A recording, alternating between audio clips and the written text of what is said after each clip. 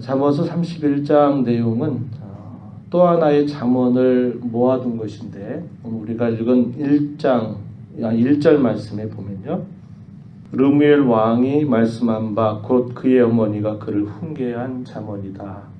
여기 등장하는 이 르무엘 왕은 이방인의 왕으로 알려져 있는 인물입니다. 그의 어머니가 왕이 된 르무엘을 향해서 이렇게 군주로서 왕으로서 이렇게 세상을 다스려야 된다 하는 이야기가 본문 9절까지 소개가 되고요. 그 다음에 10절부터 마지막 이르는 쭉 내용은 우리가 잘 기억하는 현숙한 여인 혹은 현숙한 아내에 대한 그런 여러 묘사들을 우리가 살펴볼 수 있겠습니다.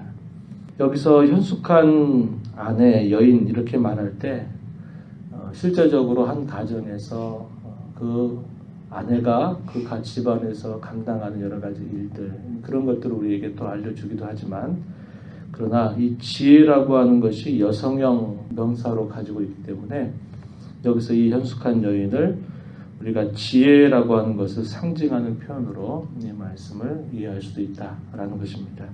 먼저 앞부분에 어머니가 왕이 된 아들을 향해서 어떠한 잠언을 베풀고 있는가 하는 것들을 우리가 살펴보면 세 가지의 내용을 힘을 주어서 전달하는 내용이 담겨 있는데요.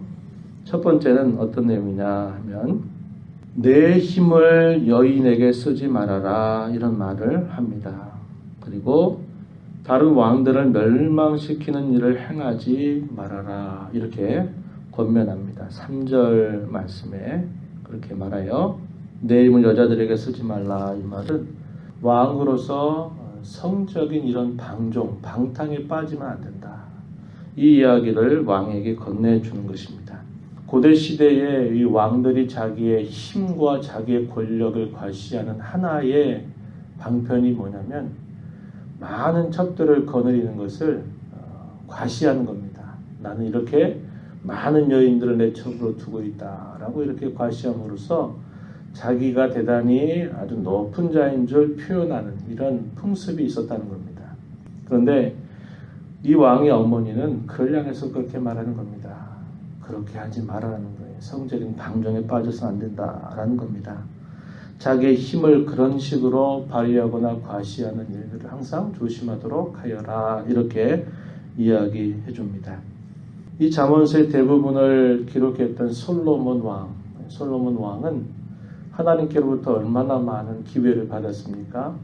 그 지혜와 지식에 있어서 그를 능할 자가 없었고 부와 귀에 있어서도 그를 능가할 만한 사람이 없을 만큼 그는 참으로 많은 것을 누렸던 그런 사람이었습니다.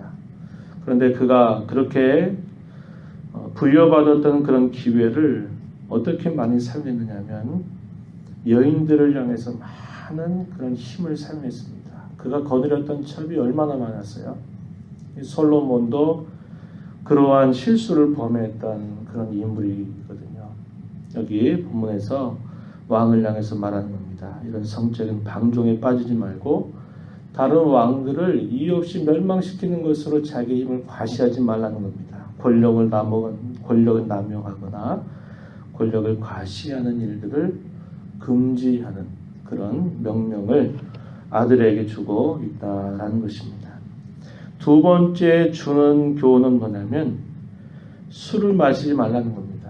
술을 마시지 말라는 이야기를 굉장히 많이 강조합니다. 4절에 르무엘아 포도주를 마시는 것이 왕들에게 마땅하지 아니하고 왕들에게 마땅하지 아니하며 두 번이나 반복하죠. 독주를 찾는 것이 주권자들에게 마땅하지 않다 이렇게 말을 합니다. 왜 그러한가? 그 이유에 대해서 소개하기로 5절에 술을 마시다가 법을 잊어버리게 된다. 모든 공고한 자들의 송사를 굳게 할 수 있다. 이렇게 표현하고 있습니다.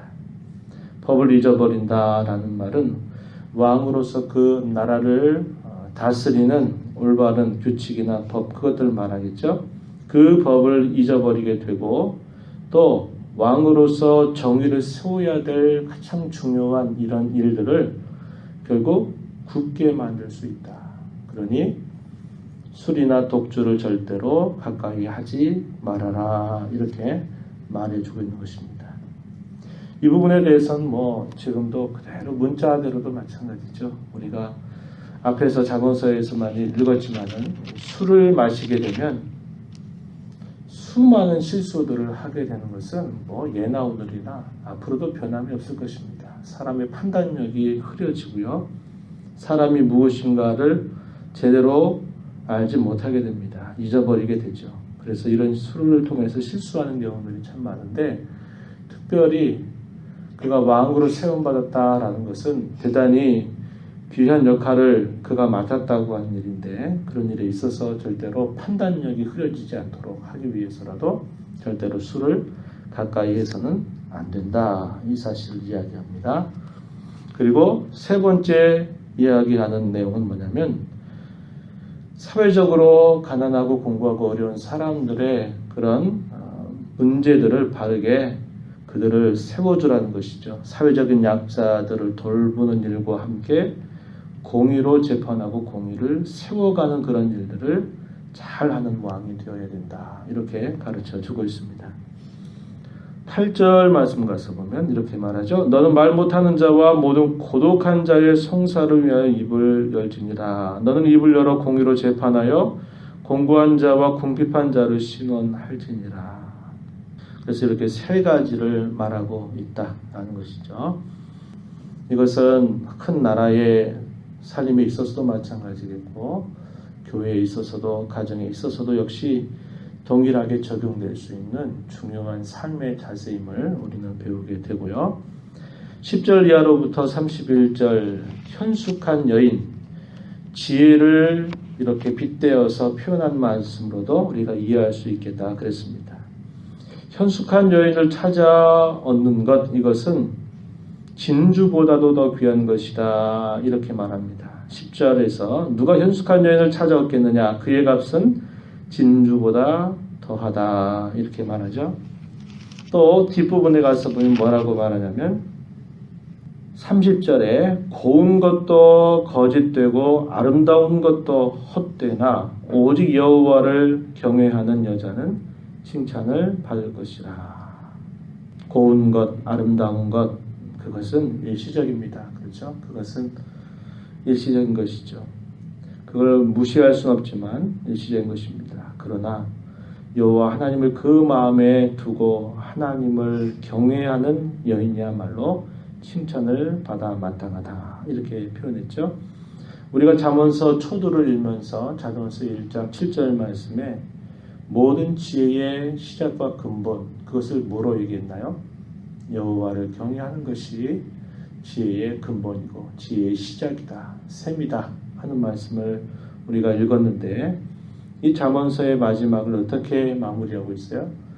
여호와를 경외하는 것으로 마무리합니다. 여호와를 경외하는 여인이야말로 참으로 칭찬받아 마땅하다, 이렇게 하면서 결론을 짓고 있는데요. 다시 본문으로 가서 보면요, 이 현숙한 여인은 어떠한 삶의 자세를 가지고 있을까, 이렇게 표현할 때 아주 상세하게 묘사가 되어 있습니다. 오늘날 우리가 살고 있는 삶과는 좀 다른 면모지만 고대 농경 생활을 중심으로 생활했던 그 사회 속에서 그 여인이 어떠한 일들을 감당했는가 아주 세세하게 묘사를 해주고 있습니다. 예를 들면 남편에게 어떻게 하는 일, 또 가정에서 여인으로서 어떻게 하는 일들, 그리고 남편과 가정에 뿐만 아니라 이웃을 향해서 또한 일들을 그가 행하는가 하는 것에 대해서 다양하게 묘사해 줍니다. 남편에게 있어서는 12절 말씀에 보면 살아있는 동안에 그 남편에게 선을 행하고 악을 행치 않는다, 이렇게 표현했습니다. 남편에게 선을 행하는 여인, 이렇게 표현되어 있고, 또 가정에 있어서도 많은 내용들을 묘사하는데 부지런히 손으로 일하며 먼 데서 양식을 가져오고, 또 밤이 새기 전에 일찍 일어나서 밭을 살펴보기도 하고 포도원을 일구기도 하고, 또 힘써 일하고 밤에 등불을 끄지 않고 또 손으로 손뭉치를 들고 손가락으로 가락을 잡는다. 부지런히 손으로 움직여서 밭을 가꾸고 일구고 또 포도원을 가꾸고 일구며 그리고 부지런히 집안에 필요한 여러 가지 일들을 잘 감당해 가는 그런 여인의 모습에 대해서 묘사해주고 있습니다. 이웃을 향해서 어떻게 하는가? 20절 말씀에 보면요. 그는 공고한 자에게 손을 펴며 궁핍한 자를 위하여 손을 내민다. 한 가정만 꾸리고 잘 돌보는 일뿐만 아니라 이웃을 향해서도 이런 도움의 손길을 언제나 펼칠 줄 아는 그런 여인, 이렇게 묘사가 되고 있고, 그로 인해서 어떠한 일들이 따라올 것인가 라고 말할 때 외적으로는 여유와 안정을 얻게 될 것이다, 이런 것을 말씀하고요. 그 여인으로 말미암아 남편의 지위는 높아지게 될 것이다, 이렇게 표현합니다. 23절 가서 보면은 그의 남편은 그 땅의 장로들과 함께 성문에 앉으며 사람들의 인정을 받는다. 이 장로들과 함께 성문에 앉는다라는 말은 이 성문에서 당시에 재판하는 일들을 이렇게 했다는 거죠. 그만큼 높은 지위를 가지고 있다라는 것을 이렇게 표현하는 말씀입니다. 그리고 능력과 종기로 옷을 삼게 되는 일들, 이런 것들을 열매로 얻게 될 것을 이야기하고, 내적으로는 지혜를 베풀면서 그의 혀로 인애의 법을 말한다, 이렇게 표현합니다. 26절이죠. 입을 열어 지혜를 베풀며 그의 혀로 인애의 법을 말한다. 게을리 얻은 양식을 먹지 아니하게 될 것이고, 자식들은 그 여인에게 감사를 하고 남편은 그 여인을 칭찬하게 된다, 이렇게 이야기합니다. 29절에 덕행 있는 여자가 많으나 그대는 모든 여자보다 뛰어나다, 이렇게 남편이 칭찬하게 될 것이다, 이렇게 이야기해 주면서 현숙한 여인에 대한 묘사를 이야기합니다. 이것이 지혜를 가지고 살아가는 사람들이 주어진 한평생을 어떻게 살아가야 되고, 그렇게 살아가는 삶 속에서 얻는 삶의 열매가 무엇인가를 그려주고 있는 것입니다. 저와 여러분은 이 땅에서 그리스도의 신부와 같은 자들이죠. 그리스도의 신부로 우리의 신랑이 되시는 예수 그리스도를 우리가 섬기고 또 장차 만나게 될 그때를 바라보면서 준비하며 살아가는 삶을 살고 있습니다. 그럴 때 우리가 그리스도의 신부로서 이러한 여인의 현숙한 그런 태도들을 우리가 잘 본받아서 우리의 삶 속에서 이런 현숙한 여인의 면모를 잘 드러내며 살듯이 부지런히 우리 주님을 섬기고 사랑하고 또 주님의 뜻과 마음을 잘 헤아려서 또 힘써 주님을 사랑하고 주님 기뻐하시는 일을 잘 감당하는 그런 삶을 살아가야 할 것입니다. 이런 하나님의 은혜가 우리 모두에게 함께하게 되기를 진심으로 축복합니다. 하나님 아버지 감사합니다. 한 해 동안도 하나님께서 저희들을 이렇게 돌봐주셨는데 또 오늘 마지막 날 또 마지막 주일을 또 주 앞에서 맞아서 오늘도 하나님 앞에 드리게 하시고 오늘도 온전히 주님 안에서 함께 거하며 예배하며 함께 나누며 섬기며 교제하는 귀한 날 주셔서 감사드립니다. 오늘도 주님께서 베푸실 은혜를 믿음으로 바라보고 기대하면서 우리의 마음을 다하고 뜻을 다하여서 하나님을 즐거이 예배하는 저희가 되게 하시고 겸손함과 온유함으로 하나님 앞에 서게 하시며 성도들과 더불어 아름답고 귀한 시간들을 주 안에서 함께 보내며 하나님께 힘을 얻고 위로를 받으며 또 결단하는 귀한 날 되도록 주장하시고 인도하여 주시옵소서.